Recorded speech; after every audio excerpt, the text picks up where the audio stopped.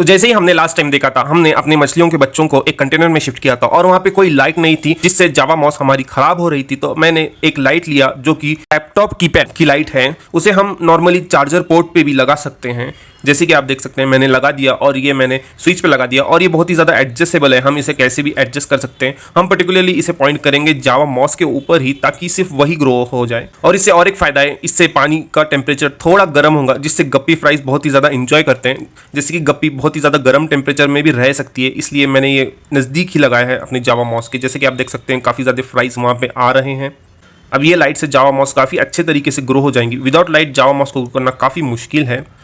अगर वीडियो अच्छी लगी तो लाइक कर देना। तब तक के लिए मिलते हैं नेक्स्ट वीडियो में।